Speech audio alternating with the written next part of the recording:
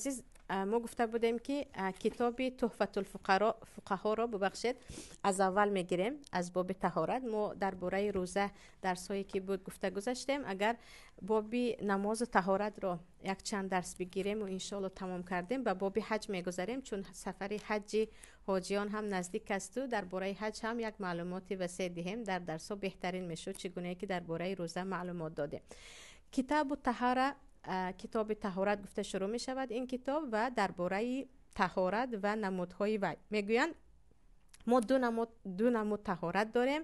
طهارت حقیقی که در حقیقت نجاست رو یا از بدن دور میکنیم یا از مکانی که نماز میخوانیم یا از لباس، و طهارت حکمی که ما یا اگرچه در بدنمون نجاست نباشد هم غسل میکنیم یا وضو میگیریم. و طهارت خواهران عزیز با آیت 6 سوره مائده فرض شده است که پروردگار یک به یک یا ایها الذین آمنوا اذا قمتم الى الصلاه فاغسلوا وجوهکم و ایدیکم الى المرافق وامسحوا برؤوسکم و ارجلکم الى الکعبین. 4 فرض رو اینجا ذکر کرده است و عیناً از خود همین آیت در مذهب ابو حنیفه رحمت الله علیه 4 تا طهارت فرض دارد.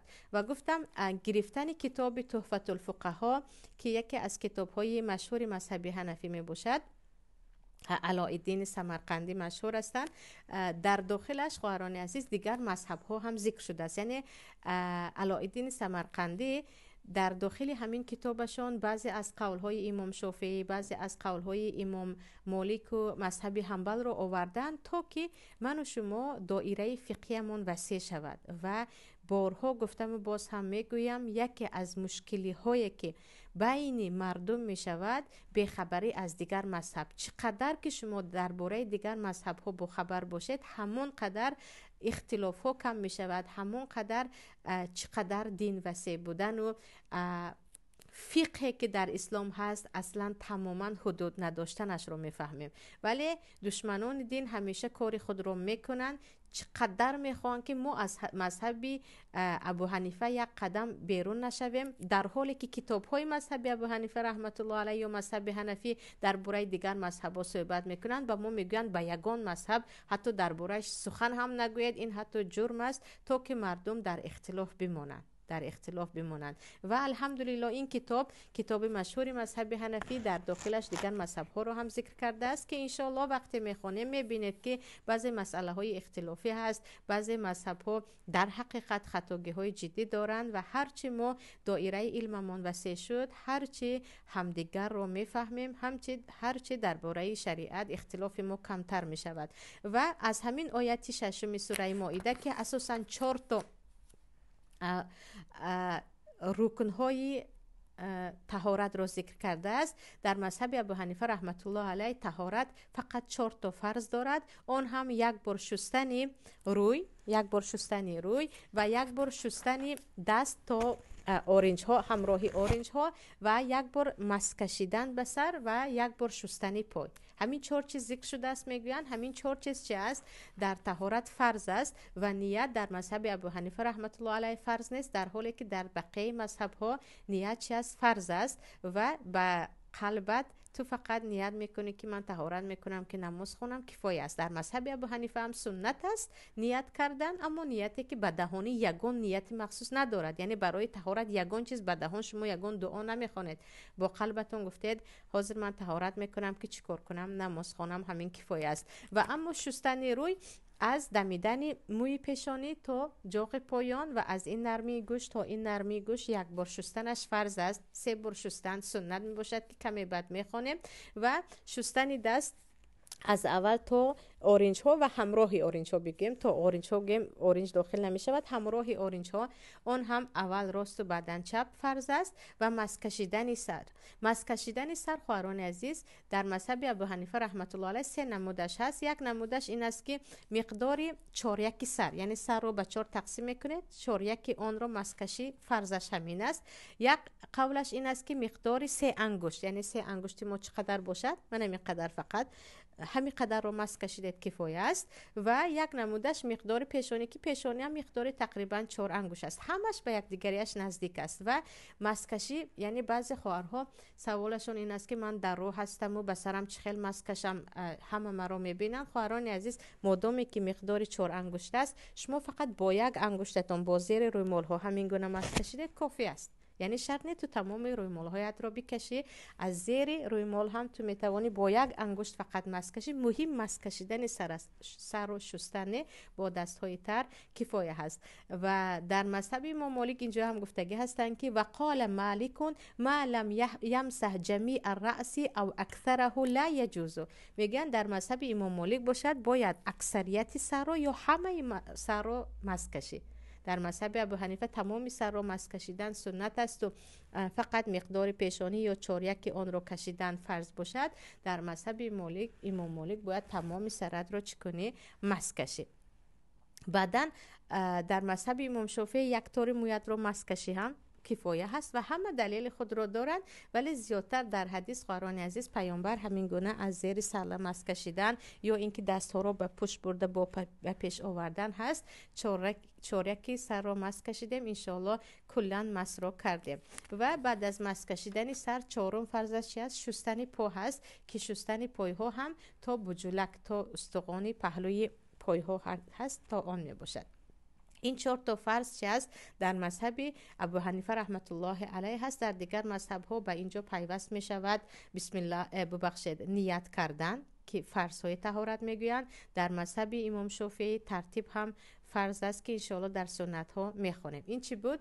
4 فرض طهارت در مذهب ابو حنیفه رحمت الله علیه بود. یعنی یکی شما در راه هستید، علاجی به بینی و به دهان آب گرفتن نیست، زود یک بار رویتان رو شستید، دستتون رو با اورنج ها شستید، ماسک کشیدید، موی ها رو، پایتان رو شستید، همین کفایه است. شما فرض ها رو به جا آوردید. اما سنت هایش میگویند فاحد و 20 فعلا، 21 تا سنت دارد که 3 تای آن رو تو پیش از طهارت کردن میکنی و یک مقدارش رو ببخشید اما سنت هایش 21 تا هست که اون به 3 تقسیم می شود. ببخشید که من 3 تا گفته خطا کردم. یکیش رو پیش از طهارت میکنی و 4 تاش رو در اول طهارت میکنی، بقیه 19 تاش رو در دوام طهارت. پیش از طهارت سنتی که حال طهارت رو شروع نکرده میکنی این استنجا هست با احجار. یعنی ما استنجا رو مستحب میگویم، از بدن خود دور کردن نجاست، چی بعد از پیشاب باشد چی بعد از غایط باشد، دور کردن با سنگ است که اگر با آب کردید بهترین است، اما سنگ یا به جای او کاغذهای عادی که هست مادامی که پاکیزه می شود بدن کاملا جایز است. یعنی این هم یک خرافات است. یک خرافات ها رو هم یک بار در داخلش گفته گذاریم. بعضی خواهرها سوالشون فقط همین است: من به بدنم آب رسانیدم، من بیمار می شوم، من گزک می گیرم، برای همین من نماز نمی خونم. در حالی که نجاستی که در بدن هست یعنی استنجا، خواهران عزیز، با کاغذ کردن هم الکه چی است؟ این سنت است، یگان باکی ندارد. با کاغذی که امروز سلفیتکه میگیم، چیزی دیگر میگیم، با کاغذهایی که برای حمام یا گفتیم برای حاجتخانه آماده شده است، با آن شما می توانید از خود دور کنید. مهم نجاست را کاملا پاک کردن، شرط نه آب رسانیدن. یعنی بعضی ها با همین بهانه حتی نماز نمیخوانند و گویا که با آب تازه کردن نجاستی بدن فرض باشد. در تمام مذهب ها شما می توانید نجاست را بعد از قضای حاجت کردن با کاغذ یا حتی با سنگ تازه کنید. و اما در اولش چی است؟ نیت هست و خرافات ما چی است؟ در باره نیت یگان دعا از یاد میکنند که نیت مکانش قلب است و در مذهب ابو حنیفه رحمت الله علیه با قلبت نیت کردن برای طهارت این سنت است و در دیگر مذهب ها فرض است. و دویمش بسم الله گفتن، یعنی هنوز طهارت سر نکرده بسم الله گفتن، این چی است؟ این هم سنت است. و سیومش طهارت رو شروع نکرده دست ها رو 3 بار شستن، این هم چون طهارت نه، همچون پاکیزگی، چون در زمان پیامبر از داخل یگان کوزه آبگیران طهارت میکردن، برای همین اول در یک چت دست ها رو شستن این سنت است. 4مش میگن استنجا با آب، یعنی همون مستحب کردن و نجاست خود را بعد از قضای حاجت با آب تازه کردن. در زمان پیامبر میگن این همچون یک آداب بود، با سنگ هم تازه میکردن، بعدا همچون سنت با آب همیشه تازه میکردن. پس اینجا با نجاست بدن را بعد از قضای حاجت شما میتوانید با چی؟ با کاغذ هم تازه کنید و این یگان خیلی به طهارتتان ضرر نمیکند. اما طهارت هایی که ببخشید سنت هایی که در داخل طهارت است، یکمش این چی است؟ مزمزه گفته چرا میگوین؟ دندان ها رو آب گرفته با آب شستن و بعد از این یک بار بینی رو آب گرفتن. با یک آب هم دهان و هم بینی رو میتوانیم سه بار تازه کنیم. میتوانیم جدا برای دهان آب گیریم، جدا برای بینی آب گیریم و به بینی با دست راست آب گرفتن و با دست چپ افشانیدن. این چی است؟ این سنت است، چون که پیامبر صلی الله علیه و سلم تمام نجاست های بدن رو با دست چپ تازه میکردن، چی از مستحب باشد چی از بینی افشانیدن باشد. پس دهان رو آب گرفتن و بینی رو آب گرفتن و بینی رو با دستی چپ افشانیدن، این چه است؟ این سنت است. و پیامبر صلی الله علیه و سلم میگن بالغ فی المضمضة والاستنشاق الا ان تکون صائما. وقتی که تو روزه‌دار نیستی تو میتوانی مزمزه و بینی افشانیدن و دهان رو چایقانیدن با گلوله ها رو زیادتر کن. این چی گفته بودیم؟ به سلامتی هم فایده است و چرکینی ها رو میبرد. و گفتیم اگر به بینی و به دهان آب گرفتن از سنت ها باشد، چقورتر بینی و گلو رو با آب غرغره کردن این سنت است. و این چنین مسواک زدن از سنت های طهارت است که پیامبر صلی الله علیه و سلم حتی در بیماری که از آن فوتیدن از دست حضرت عایشه مسواک میگیرند که تازه کردن دهان. پیامبر چی میگن؟ السواک مطهرة للفم مرضاة للرب. هم مسواک دهان رو تازه میکند، هم پروردگار رو راضی میکند. و تقریبا در کتاب های در شفا بود خطا نکنم خونده بودم که تا 10-20 حتی زیاده فایده دارد مسواک برای سلامتی. و مسواک نباشد همون شتکه هایی که ما برای فرچه هایی که برای دندانشویی استفاده میکنیم از آن هم میشود، اما جای مسواک را نمیگیرد. و این چنین ترتیب یعنی پای در پای چگونه که در قرآن آمده است، اول دست و دهان و بینی و چهره و اینها رو شستن، در مذهب ابو حنیفه چه است؟ سنت می باشد. در مذهب امام شافعی حتی فرض می باشد.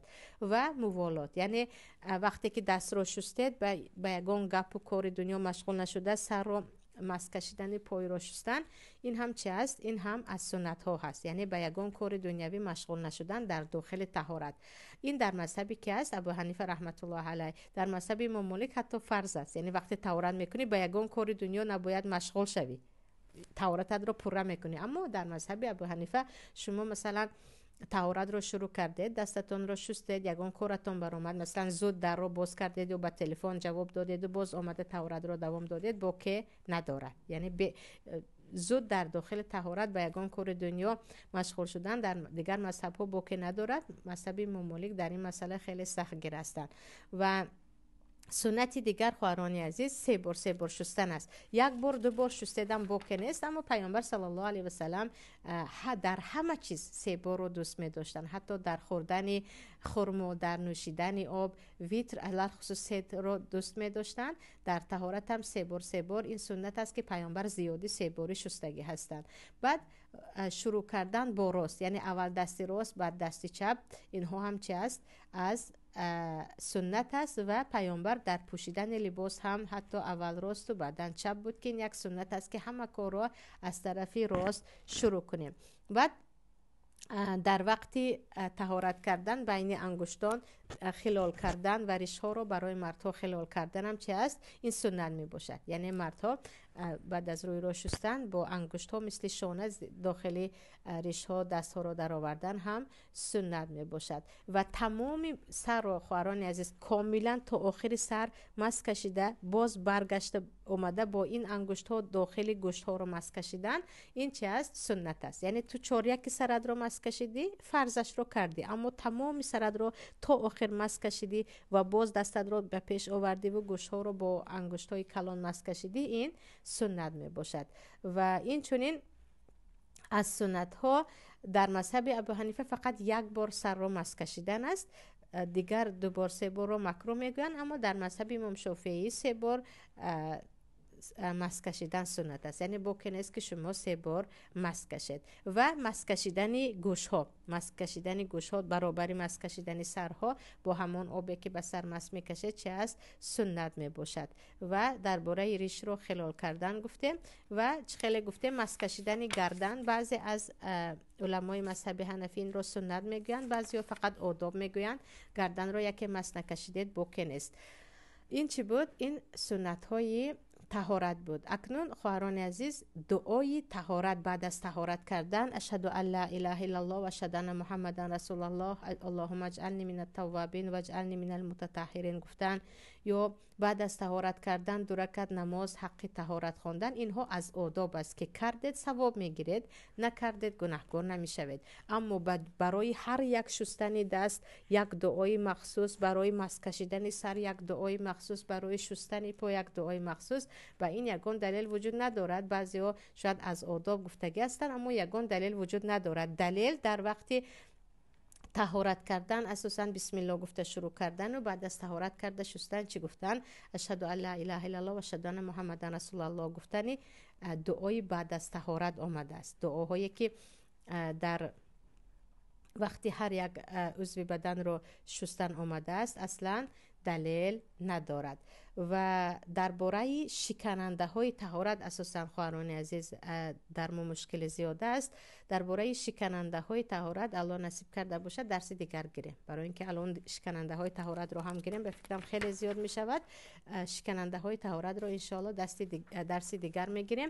درباره شستن پای خواهر سوال داده بودن. شستن پای خواهران عزیز با دست راست شوید هم می شود، با دست راست آب ریخته با چپ شوید هم می شود. در هر دوش هم روایت هست. برای شستن پاچی به دست راست شویی، به دست چپ شستی، انشالله هیچ باکی ندارد. این بود درباره سنت ها و فرض ها و آداب های طهارت که اگرچه تکرار شده باشد هم انشالله هرچی باز چقدرتر یا گفتیم قوی تر می شویم. اما درباره شکننده ها الله نصیب کند عافیت را انشالله درس دیگر می گیریم.